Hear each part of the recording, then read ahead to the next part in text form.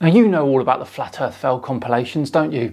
Unless you're new here, of course. In which case, sit down, buckle up, grab yourself a drink and some facepalm protection, and get ready. This is Flat Earth Fail Compilation 36.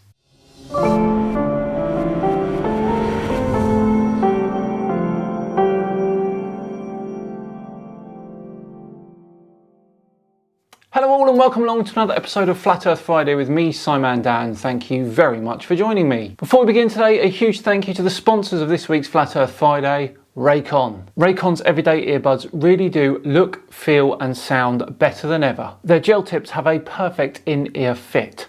These earbuds are so comfortable and they stay in your ear no matter what you are doing. Raycon everyday earbuds are also Siri and Alexa compatible, and if you prefer wireless charging, they now have a wireless charging option. They're also pretty water resistant, being able to withstand the occasional left in your pocket during the washing machine cycle, dropped in a puddle, or even left outside in the rain. And I've been using the awareness mode by holding down the right earbud button for 3 seconds, so I can sort of do my weekly food shop in semi-peace. And Raycon earbuds are priced just right. You get quality audio at half the price of other premium audio brands, with up to 8 hours of playtime and a 32-hour battery life in total. So it's easy to see why that Raycon everyday earbuds have over 49,000 5-star reviews. Click the link in the description box or go to buyraycon.com/simondan to get 15% off your first purchase of Raycons. Right, back to the latest Flat Earth Fail compilation, where the starring role will be the Crown Prince of Flat Earth himself, Mr. Eric Dubay. He will be featuring 2 of the 4 videos this month, and we start with Eric explaining why the Flat Earth is the only flat planet out of all the planets in the solar system. Another common question posed by globe earthers is, if the Earth is flat, then why are all the other planets round? Yes, an excellent point, which I myself have argued before in the past as well. To begin with, the Earth is a plane, not a planet. Standard response. And by simply adding a T on the end, modern astronomers have linguistically transformed our Earth plane into a globe spun around the sun. No, you see, Eric, we have witnessed it being a globe. From space. The word round is also deceiving, because most flat earthers would agree that the Earth is round like a coin, just not round like a ball. So what? Are you going to say that all the other planets are giant coins as well then? When making this argument online, globe earthers will often present a picture of the traditional heliocentric model with 8 spherical planets and a flat Earth among them floating in space. Yeah, that is amusing, that one. This entire concept is a straw man, however, as no flat earthers believe in a flat planet floating in space, third from the sun, in a heliocentric solar system. Yeah, that meme is just a bit of a joke. It highlights the absurdity of your claims. Oh, and also that thing that you've got on the screen right there just shows us all that none of you can work out a camera or how to focus it. In NASA's many CGI depictions, the planets do indeed appear spherical, but when looking at them for yourself through a telescope or super zoom camera, it is certainly contestable whether or not the planets are spherical. It's not contestable that you can't focus a camera or telescope though, is it? Every time I have personally observed the planets, they look like small, relatively flat, round lights that are out of focus. And nothing like huge, spherical terra firma worlds. Only in NASA and other official space agency footage do the planets appear like 3-dimensional globular worlds. Because they have awesome telescopes, which they know how to focus, and amazing spacecraft that have actually been to these places. In amateur footage, they look more like 2-dimensional lights, similar to all the other stars. The key word is amateur there. In fact, before they were called planets, the ancients referred to them as wandering stars, because they only differed from the other fixed stars in their relative motions. And their brightness. But what else would you do if you didn't know about the existence of planets back then? They each have their own unique appearance, but none of them look like spherical worlds. Even Saturn, which appears more like a circular luminary with a halo of light around it. Ultimately, however, It is completely irrelevant what shape the other planets are when looking to prove the shape of the Earth. Is it though? I mean, we're all in the solar system. It would make sense that we are all the same shape, wouldn't it? Luckily enough though, we know that bodies over a certain mass will actually become spherical because of your old best mate, gravity.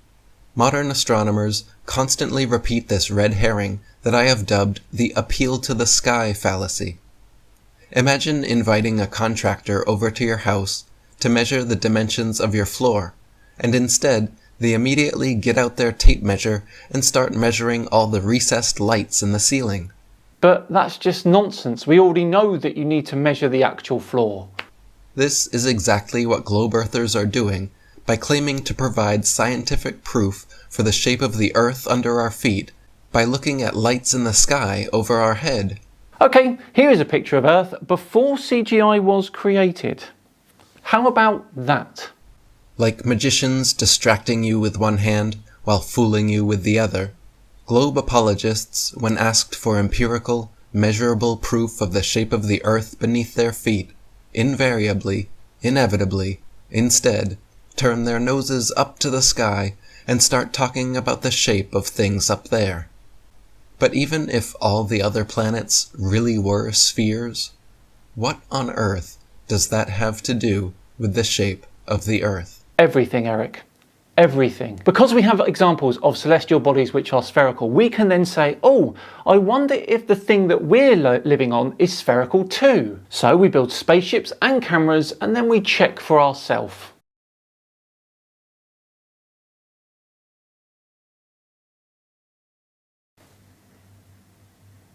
Moving on as we get to Eric's second video in this month's Flat Earth Fail compilation, and today he's asking why we don't always see Everest on a flat Earth. Should be interesting. Globe earthers often ask, if the Earth is flat, then why can't people from anywhere in the world zoom with a telescope and see Mount Everest?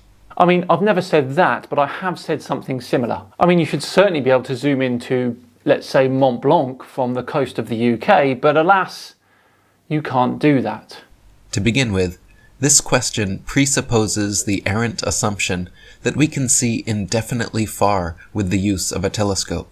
Well, this isn't exactly bad from Hubble, is it? Just 7,000 light years away. So, for all intents and purposes, yes, you pretty much can. As long as the subject is big enough, of course. This idea has been indoctrinated into people due to modern astronomers claiming that the stars and planets shown through their telescopes are millions and billions and trillions of miles away. And we can prove it, but carry on. Making many people assume that a telescope pointed horizontally should also be able to see equally far, or at least as far as Mount Everest. Well, I'm going to say probably not, actually, because of the sheer amount of atmosphere you would have to look through in order to see it. In reality, however, as you can test for yourself, using a telescope or camera with just 100 or 200 times zoom capability, the stars and planets are not nearly that far away, and can be zoomed into incredible detail beyond what would be possible of something so absurdly distant. They love banging that out-of-focus P900 drum, don't they? It's like they've got nothing else. Furthermore, when looking horizontally across the Earth, there are a number of visibility and atmospheric limitations present that don't factor when looking upwards towards the stars. Totally agree. Namely, perspective and convergence, angular resolution and the vanishing point, as well as pollution, haze, humidity, fog, mist, and more. Most people asking about seeing Mount Everest through a telescope have never actually experimented with one themselves. That may be true, yes, but after about 500 kilometers away from Everest, you can no longer see it. If the world was indeed flat, you should be able to travel much further away from it than that and still be able to see it. Or else would already know that visibility gets progressively more distorted the further you zoom, until nothing can be discernibly resolved. There are also, of course, hills, mountains, buildings, trees, and innumerable other objects in the way, obstructing any possible view to Mount Everest. If you stand on the beach, a plain or prairie, you will find the horizon extends about 3 to 6 miles around you, depending on the weather and your eyesight. And guess why that is, Eric? The range of the human eye, our field of vision, is from 110 to 1 degree, and the smallest angle under which an object can still be seen is 1/60th of 1 degree, so that when an object is 3,000 times its own diameter away from an observer, it will cease to be visible. Right, well, Everest is 8,848 metres tall, so 3,000 times larger than that away from it is 26,500,000 metres. And that's 26,500 kilometres, which is over halfway around the world. Halfway around the world, Eric. So for example, the furthest distance at which one can see a 1-inch diameter penny is 3,000 inches, or 250 feet. With the aid of the best telescopes, on the clearest days, we can resolve objects a few hundred times smaller and or further away. But anything on the scale of seeing Everest from anywhere on Earth is simply not possible. Unless you use the reasoning you just described there. Well done, buddy. After that success, we move on to a video from Truth Seeker 2, who wants to show us evidence that falling stars prove a flat Earth. Should be good. So the other night I was staring, just looking at the stars at night, and I saw this falling star. I was looking west from my balcony, and from about 45 degrees, or maybe a little bit higher than that, I saw this falling star disappear into the horizon. Okay, so first off, a couple of questions. What time was it exactly and where were you? It was a straight line from top down and disappeared over the horizon. So that made me question, if we lived on a ball, the people below the equator should be seeing this star rising up from the equator. You see here this little globe and 3 people above the equator, Japan, China, and Borneo. So they look at this star falling, but the people who are in Timor, Timor-Leste, Perth, Australia, Tasmania, would have to see this star rising up from the equator line. But this never happens.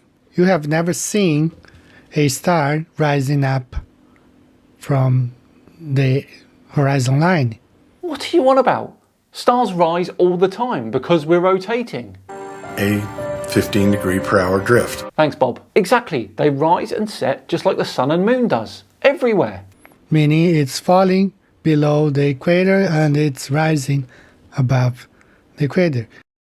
Here's another view from the side. I was looking at this star falling.